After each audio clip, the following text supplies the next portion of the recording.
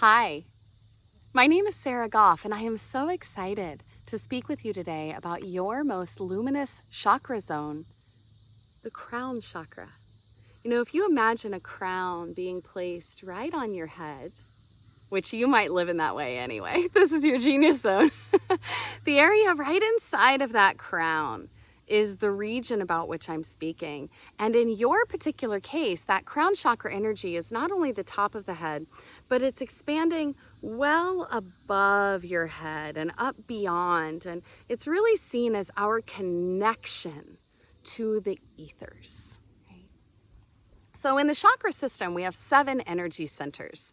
And the 3 lowest chakras are primarily governing our life here on the earth plane, what it is to be embodied and be here in human form and navigate this earth plane. And you might be nailing those areas too. Sometimes with your energy zone being the crown, those areas of navigating the earth plane might be a little bit of a challenge for you.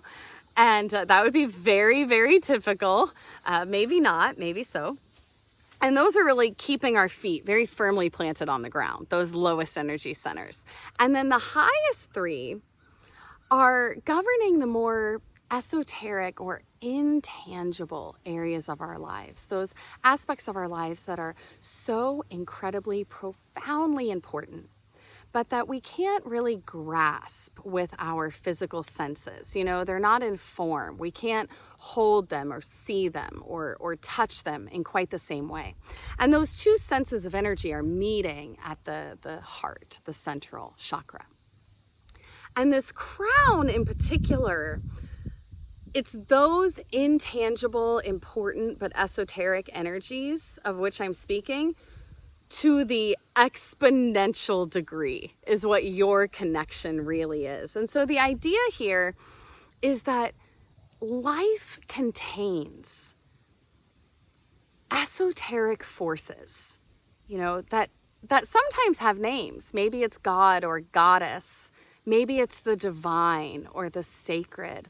But for a lot of us, maybe it's that unnamed something, you know, the mystery, the magic that many of us search our entire lives to try to define and quantify.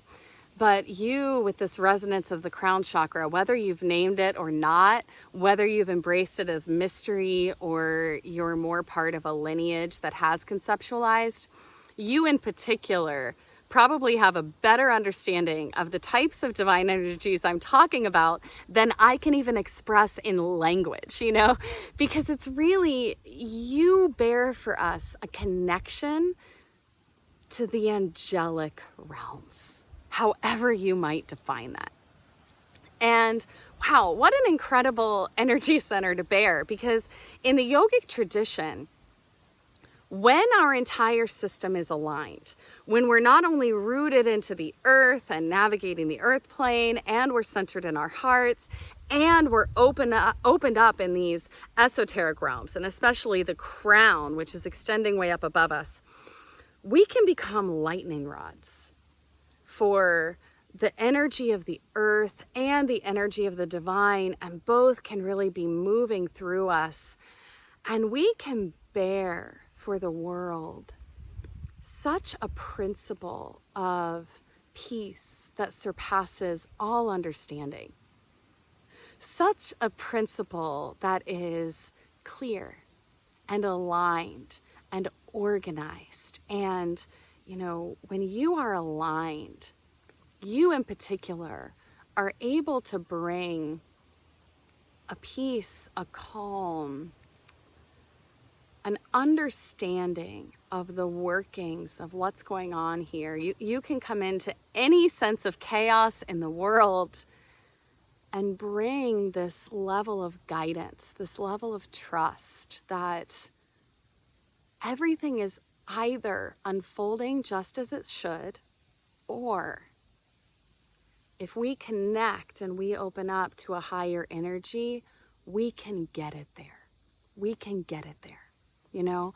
And wow, what an incredible medicine and message for the world right now. You know, this is not a chakra for spiritual bypass. This is not a chakra for everything happens for a reason and it's all always perfect no matter what. You know, that era it's tired. And for many, it's abusive. It's abusive.